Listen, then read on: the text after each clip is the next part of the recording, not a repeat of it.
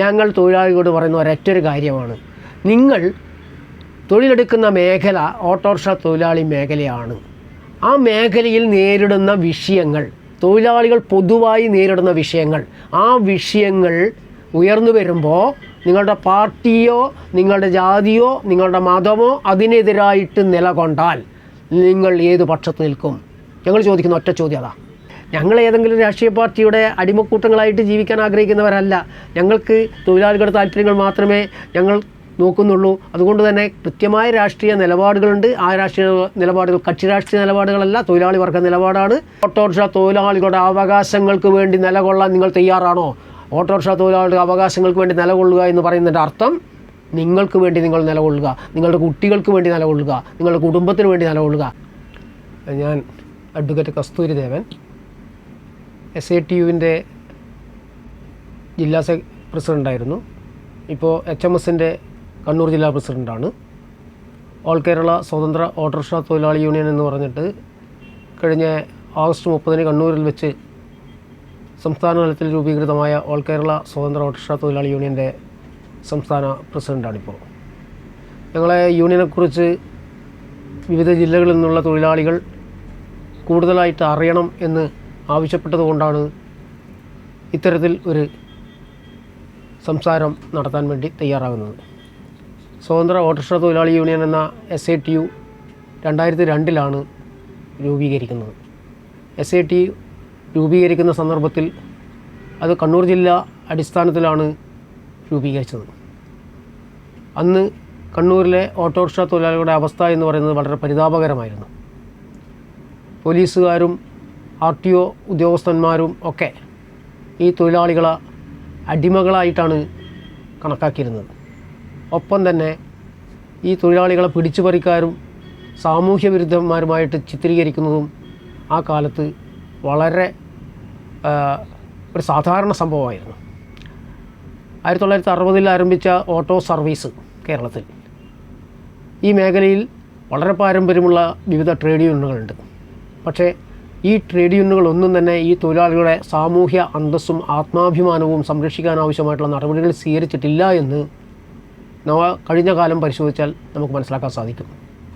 വളരെ നിസ്സാരങ്ങളായിട്ടുള്ള പെറ്റി കേസുകളുടെ പേരിൽ ഓട്ടോറിക്ഷകളെ കസ്റ്റഡിയിലെടുക്കുക, എന്നിട്ട് 3-4 ദിവസം കണ്ണൂരിലെ ട്രാഫിക് പോലീസ് സ്റ്റേഷനിലോ അതല്ലെങ്കിൽ ടൗൺ പോലീസ് സ്റ്റേഷനിലോ കോമ്പൗണ്ടിൽ കൊണ്ടുപോയിട്ട് ഇടുക. ഓട്ടോറിക്ഷ വിട്ടുകിട്ടാൻ വേണ്ടിയിട്ട് ഏറ്റവും സാധാരണക്കാരായ ഓട്ടോറിക്ഷ ഡ്രൈവർമാർ അവരുടെ യൂണിയനുമായി ബന്ധപ്പെട്ട നേതാക്കന്മാരെ ചെന്ന് കാണുക. അവർ ഈ ഓട്ടോറിക്ഷ തൊഴിലാളികളെ കുറ്റപ്പെടുത്തും. അവസാനം പോലീസ് സ്റ്റേഷനിലേക്ക് വിളിക്കുന്നു. അന്ന് 50 രൂപയാണ് ഒരു പെറ്റി കേസിന് പിഴയടക്കേണ്ടിയിരുന്നത്. പക്ഷേ പോലീസ് സ്റ്റേഷനിലേക്ക് വിളിച്ചു കഴിഞ്ഞാൽ പോലീസിലെ ഓഫീസർമാർ പറയുക 500 രൂപ പിഴയടക്കണം, 250 രൂപ പിഴയടക്കണം എന്നൊക്കെയാണ്. അപ്പോൾ എന്തെങ്കിലും തരത്തിൽ അഡ്ജസ്റ്റ് ചെയ്ത് കൊടുക്ക് സാറേ എന്ന് പറഞ്ഞു കഴിഞ്ഞാൽ 50 രൂപ പിഴയടക്കേണ്ടുന്ന ഒരു കുറ്റത്തിന് 500 രൂപ പറഞ്ഞിട്ടുണ്ടെങ്കിൽ അത് 200-250 രൂപയായിട്ട് കുറച്ച് കൊടുക്കും. കോടതിയിൽ പോയാൽ 50 രൂപ അടച്ചിട്ട് തീർക്കാവുന്ന ഒരു കേസാണ് ഈ പറയുന്ന 200 രൂപയോ 250 രൂപയോ കൊടുക്കുന്നത്. തൊഴിലാളിയെ സംബന്ധിച്ചിടത്തോളം അയാൾ സന്തുഷ്ടനാണ്. കാരണം യൂണിയൻ നേതാക്കന്മാർ ഇടപെട്ടതുകൊണ്ട് 500 രൂപ അടക്കേണ്ടടുത്ത് തങ്ങൾക്ക് 250 രൂപയെ അടക്കേണ്ടി വന്നുള്ളൂ. 250 രൂപ ലാഭമാണെന്ന് കരുതുന്ന പാവം തൊഴിലാളി.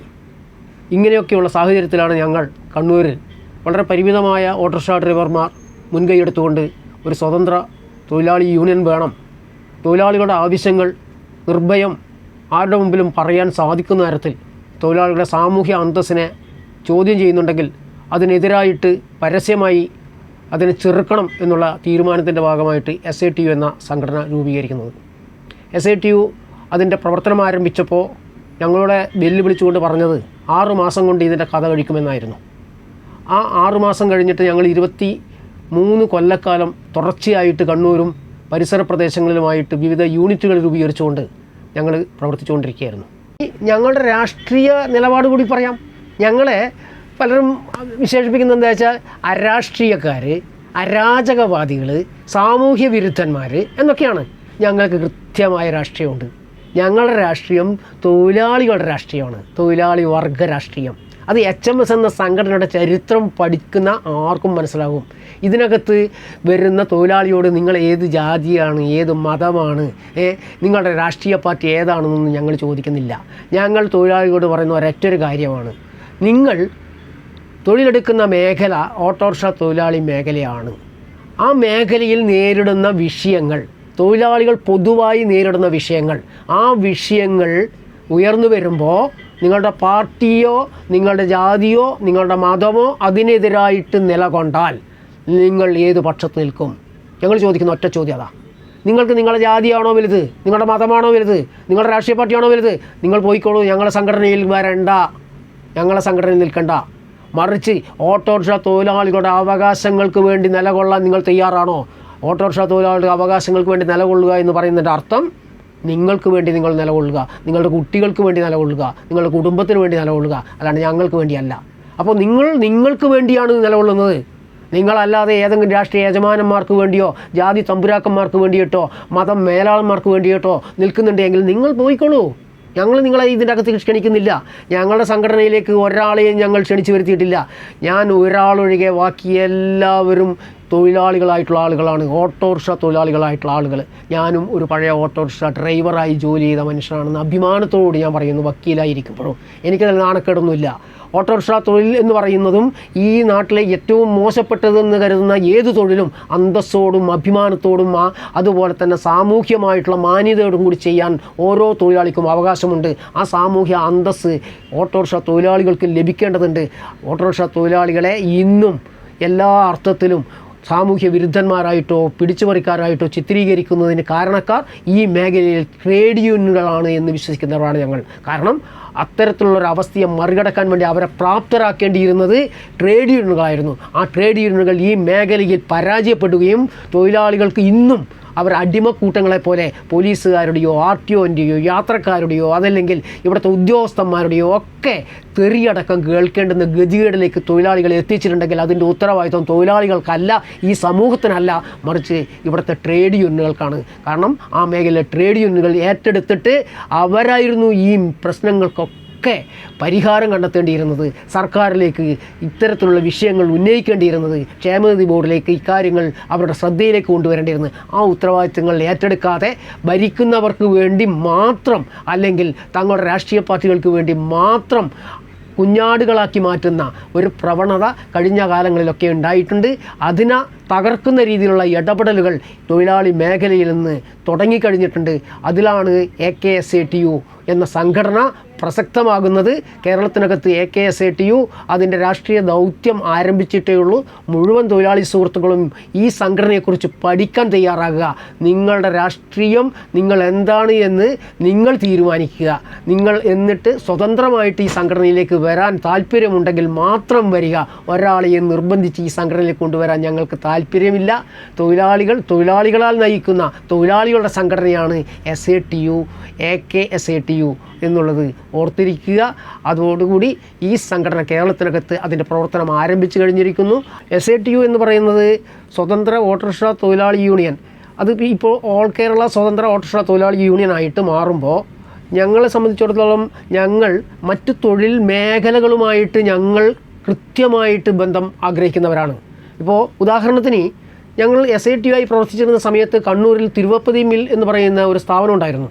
ആ സ്ഥാപനം ഏകപക്ഷീയമായിട്ട് അതിൻ്റെ മാനേജ്മെൻറ്റ് അടച്ചിട്ടിട്ട് പോയി കളഞ്ഞു. ആ തൊഴിലാളികൾ നിരാലംബരായിട്ട് നിരാശ്രയരായിട്ട് അവർ സമരത്തിനിറങ്ങി. ആ സമരം ഒരുപാട് കാലം നീണ്ടു നിന്നു.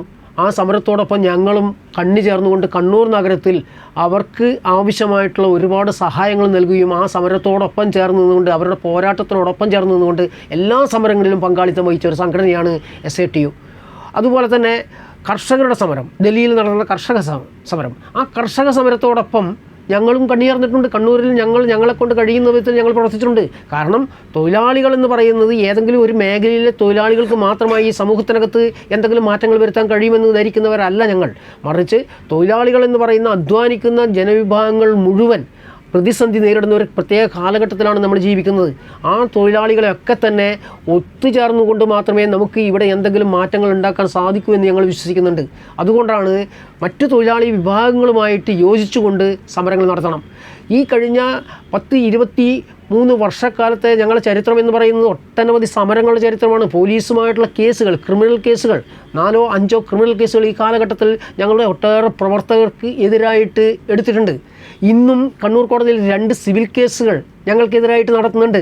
ആ സിവിൽ കേസുകളിൽ ഞങ്ങളുടെ കൃത്യമായ നേരത്തെ പറഞ്ഞ നിലപാടുകളുമായി ബന്ധപ്പെട്ടതിൻ്റെ പേരിൽ അനധികൃത ഓട്ടോ സർവീസ് നടത്താൻ പാടില്ല എന്ന് പറഞ്ഞ് നിലപാടെടുത്തപ്പോൾ അത് നടത്താൻ അവകാശം തരണം എന്ന് പറഞ്ഞിട്ട് കേസ് കൊടുത്തിരിക്കുക. ഞങ്ങൾക്കെതിരെയും അതുപോലെ തന്നെ മറ്റ് ചില യൂണിയനുകൾക്കും എതിരായിട്ട് സംയുക്ത യൂണിയൻ എന്ന് പറഞ്ഞിട്ട് ഞങ്ങൾക്കും മറ്റ് യൂണിയനുകൾക്കെതിരായിട്ട് കേസ് നടക്കുന്നുണ്ട്. കണ്ണൂർ മുനിസിപ്പൽ കോടതിയിൽ 2 സിവിൽ കേസുകൾ.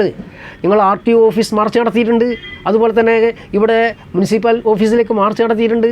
ഞങ്ങൾ ഏതെങ്കിലും രാഷ്ട്രീയ പാർട്ടിയുടെ അടിമക്കൂട്ടങ്ങളായിട്ട് ജീവിക്കാൻ ആഗ്രഹിക്കുന്നവരല്ല. ഞങ്ങൾക്ക് തൊഴിലാളികളുടെ താല്പര്യങ്ങൾ മാത്രമേ ഞങ്ങൾ നോക്കുന്നുള്ളൂ. അതുകൊണ്ട് തന്നെ കൃത്യമായ രാഷ്ട്രീയ നിലപാടുകളുണ്ട്. ആ രാഷ്ട്രീയ നിലപാടുകൾ കക്ഷി രാഷ്ട്രീയ നിലപാടുകളല്ല, തൊഴിലാളി വർഗ നിലപാടാണ്. അതാണ് ഞങ്ങൾക്ക് പറയാനുള്ളത്. SATU അതിൻ്റെ പ്രവർത്തനത്തിൻ്റെ ആരംഭം 2003 തന്നെ അത് ചെയ്തതെന്താണെന്ന് വെച്ച് കഴിഞ്ഞാൽ ഓട്ടോറിക്ഷ തൊഴിലാളികളുടെ ഏറ്റവും ന്യായമായ ഒരു ആവശ്യമായിരുന്നു ചാർജ് നിർണ്ണയിക്കേണ്ടത്. മീറ്റർ ചാർജിൽ ഓടണം എന്നുള്ള നിർബന്ധമായിരുന്നു നമ്മുടെ ഇവിടുത്തെ അധികാരികൾക്ക്. മീറ്റർ ചാർജ് ബാധകമായിരിക്കുന്ന പ്രദേശത്ത് മീറ്റർ ചാർജ് മാത്രമേ വാങ്ങാൻ പാടുള്ളൂ എന്നുള്ളത് നിയമപരമായി ശരിയാണ്. പക്ഷേ മീറ്റർ ചാർജ് ബാധകമല്ലാത്ത പ്രദേശങ്ങളിൽ പോയാൽ എങ്ങനെയാണ് മീറ്റർ ചാർജിന് കൊടുക്കുക? അതുകൊണ്ട് ഞങ്ങൾ ഈ കാര്യം ഉന്നയിച്ചുകൊണ്ട് ബഹുമാനപ്പെട്ട കേരള ഹൈക്കോടതിയിൽ കേസ് കൊടുത്തു. ആ കേസിൻ്റെ നമ്പർ WPC 19-110/2003. ഞങ്ങൾ രൂപീകരിച്ചിട്ട് 1 വർഷം കഴിയുമ്പോൾ തന്നെ ഞങ്ങൾ കേസ് കൊടുത്തു. ആ കേസിൻ്റെ അകത്ത് ഞങ്ങൾ ആവശ്യപ്പെട്ടത് നഗരപരിധി നിശ്ചയിച്ചു കഴിഞ്ഞാൽ ആ നഗരപരിധിയിൽ മാത്രമേ മീറ്റർ ചാർജ് വാങ്ങിക്കാൻ ഞങ്ങൾ ബാധ്യസ്ഥരാകുന്നുള്ളൂ. നഗരപരിധിക്ക് പുറത്തേക്ക് പോയി കഴിഞ്ഞാൽ തീർച്ചയായും ഞങ്ങൾക്ക് തിരിച്ചു വരാൻ, നഗരപരിധി വരെ തിരിച്ചെത്താനുള്ള, ഓട്ടോ പാർക്കിംഗ് സ്റ്റേഷൻ വരെ തിരിച്ചെത്താനുള്ള റിട്ടേൺ ചാർജ് മേടിക്കാൻ ഞങ്ങൾക്ക് അവകാശമുണ്ട്. കേരള ഹൈക്കോടതി, ബഹുമാനപ്പെട്ട ഹൈക്കോടതി അക്കാര്യം അംഗീകരിച്ചുകൊണ്ടാണ് ഞങ്ങളുടെ ഈ WPC 19-410/2003 നമ്പർ കേസിൽ വിധി പ്രസ്താവിച്ചത്. ഇതിനെതിരായിട്ടൊരു തൊഴിലാളിയും പോയിരുന്നു. അദ്ദേഹം കൊടുത്തത് എന്താണെന്ന് വെച്ച് കഴിഞ്ഞാൽ, ഞങ്ങൾക്ക് നഗരത്തിന് പുറത്തുള്ള ഒരു ഓട്ടോറിക്ഷ തൊഴിലാളിയാണ് കൊടുത്തത്, ഞങ്ങൾക്ക് കണ്ണൂർ നഗരത്തിലും പാർക്ക് ചെയ്യാനുള്ള അവസരം തരണം, അവകാശം തരണം എന്നുള്ളതാണ്. പക്ഷേ ഹൈക്കോടതി ആ കേസ് തള്ളിക്കൊണ്ട് പറഞ്ഞത് എന്താണെന്ന് വെച്ചാൽ, ആ കേസിൻ്റെ നമ്പറും പറഞ്ഞുതരാം, 26-437/2003. ആ കേസിൻ്റെ അകത്ത് ബഹുമാനപ്പെട്ട ഹൈക്കോടതി പറഞ്ഞത് എന്താണെന്ന് വെച്ച് കഴിഞ്ഞാൽ, നഗരത്തിന് പുറത്തു നിന്ന് ഒരു ഓട്ടോറിക്ഷ നഗരത്തിലേക്ക് വരുന്നുണ്ട് എങ്കിൽ ആ നഗരത്തിലേക്ക് വന്ന ഓട്ടോറിക്ഷ യാത്രക്കാരിൽ നിന്ന് അപ്പ് ആൻഡ് ഡൗൺ ചാർജ് വാങ്ങിക്കുന്നുണ്ട്, ടു ആൻഡ് ഫ്രോ ചാർജ്. അങ്ങനെ വാങ്ങിക്കുന്ന ഒരു ഓട്ടോറിക്ഷയ്ക്ക് നഗരത്തിൽ പാർക്ക് ചെയ്ത് സർവീസ് നടത്താൻ അവകാശമില്ല, അധികാരമില്ല, നിയമപരമായി അതിന് യാതൊരു വിധത്തിലുള്ള അംഗീകാരവുമില്ല. അവർക്ക് തിരിച്ച് അവരുടെ പാർക്കിംഗ് സ്റ്റേഷനിലേക്ക് അവർ തിരിച്ചു പോകണം എന്നുള്ളതായിരുന്നു ആ കേസിലെ വിധി. അങ്ങനെ കൃത്യമായി ഹൈക്കോടതി ഈ 2 കേസുകളിലുമായി എങ്ങനെയാണ് ചാർജ് വാങ്ങിക്കേണ്ടത് എന്ന് കൃത്യമായി പറഞ്ഞതുകൊണ്ട് തന്നെ ഞങ്ങൾ കണ്ണൂർ നഗരത്തിലെ ഓട്ടോറിക്ഷ തൊഴിലാളികൾ ആ വിധിയുടെ അടിസ്ഥാനത്തിൽ ചാർജ് വാങ്ങിക്കാൻ ശ്രമിച്ചപ്പോൾ അതിനെതിരായിട്ടായിരുന്നു പോലീസുകാരും അതുപോലെ തന്നെ ഇവിടുത്തെ RTO ഉദ്യോഗസ്ഥന്മാരും നടപടിയെടുക്കാൻ തുനിഞ്ഞത്. പക്ഷേ അതിനെയൊക്കെ ഞങ്ങൾ ഈ നിയമപരമായിട്ട് ഹൈക്കോടതി അനുവദിച്ച ചാർജ് മാത്രമേ ഞങ്ങൾ വാങ്ങിക്കുന്നുള്ളൂ എന്ന് ബോധ്യപ്പെടുത്തുകൊണ്ട് അവർക്ക് അതിൻ്റെ മുകളിൽ ഞങ്ങളെ ഒന്നും ചെയ്യാൻ സാധിച്ചില്ല എന്നുള്ളതാണ് ആദ്യമായിട്ട് മനസ്സിലാക്കേണ്ടത്.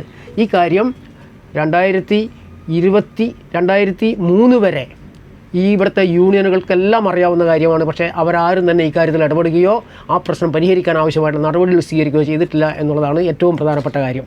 ഇനി 2004 കേരളത്തിലെ ഗവൺമെൻറ് ഡിജിറ്റൽ മീറ്റർ നിർബന്ധമാക്കി മാറ്റി. മാനുവൽ ആയിട്ട് പ്രവർത്തിക്കുന്ന മെക്കാനിക്കൽ മീറ്റർ പാടില്ല, പകരം ഡിജിറ്റൽ മീറ്റർ എല്ലാ ഓട്ടോറിക്ഷകളിലും ഘടിപ്പിക്കണമെന്ന് ആവശ്യപ്പെട്ടു.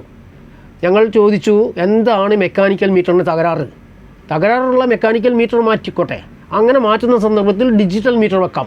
പക്ഷേ ഒരു തകരാറുമില്ലാത്ത തൊഴിലാളികൾ 2500-3000 രൂപ കൊടുത്തിട്ട് പുതിയ ഡിജിറ്റൽ മീറ്റർ വെക്കണമെന്ന് സർക്കാർ പറയുന്നുണ്ടെങ്കിൽ അതിൻ്റെ പിന്നിൽ വേറെ താല്പര്യമുണ്ട്.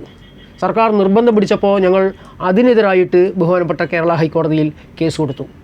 എന്തിനാണ് ഞങ്ങൾ ഡിജിറ്റൽ മീറ്റർ വെക്കേണ്ടെന്ന ആവശ്യം? ഞങ്ങളുടെ മെക്കാനിക്കൽ മീറ്ററിന് യാതൊരു തകരാറുമില്ല. ഹൈക്കോടതി ചോദിച്ചു കേരള സർക്കാരിനോട്, എന്തിനാണ് നിങ്ങൾ ഇപ്പോൾ ഇത്തരത്തിലുള്ള ഒരു ഉത്തരവ് ഇറക്കിയിരിക്കുന്നത്? ഡിജിറ്റൽ മീറ്റർ പുതിയ ഓട്ടോറിക്ഷകൾക്ക് വെച്ചാൽ പോരെ? പുതുതായിട്ട് ഈ ഉത്തരവ് വന്നതിന് ശേഷമുള്ള ഓട്ടോറിക്ഷകൾക്ക് ഡിജിറ്റൽ മീറ്റർ വെച്ചാൽ പോരെ? എന്തിന് നിങ്ങൾ നിലവിൽ മെക്കാനിക്കൽ മീറ്റർ ഉപയോഗിച്ച് ഓടുന്ന ഓട്ടോറിക്ഷകളിൽ കൂടി ഡിജിറ്റൽ മീറ്റർ വെക്കണം എന്ന് ആവശ്യപ്പെടുന്നതെന്ന് പറഞ്ഞപ്പോൾ കേരള സർക്കാരിന് ആ തീരുമാനത്തിൽ പിൻവാങ്ങേണ്ടി വന്നു. അങ്ങനെ ഡിജിറ്റൽ മീറ്റർ പുതിയ ഓട്ടോറിക്ഷകൾക്ക് മാത്രമായിട്ട് വെക്കുന്ന സാഹചര്യമുണ്ടായി. മെക്കാനിക്കൽ മീറ്റർ തൊഴിലാളികൾക്ക് ഉപയോഗിക്കാനുള്ള അവസരം ഉണ്ടാക്കി കൊടുത്തു. ഞങ്ങളെക്കുറിച്ച് ഏറ്റവും വലിയൊരു ആക്ഷേപം ഞങ്ങൾക്കെതിരായിട്ട് നിൽക്കുന്ന യൂണിയൻ ഉന്നയിക്കുന്ന കാര്യം എന്താണെന്ന് വെച്ച് കഴിഞ്ഞാൽ, ഞങ്ങൾ UDFകാരുടെ നക്കാപ്പിച്ച പറ്റിയിട്ടാണ് ഇത്തരത്തിലുള്ള പ്രവർത്തനങ്ങളൊക്കെ നടത്തുന്നതെന്നാണ്. പക്ഷേ നിങ്ങൾ ആലോചിക്കേണ്ടത് 2001 മുതൽ 2006 വരെയുള്ള കാലത്ത് കേരളം ഭരിക്കുന്ന UDF ആണ്.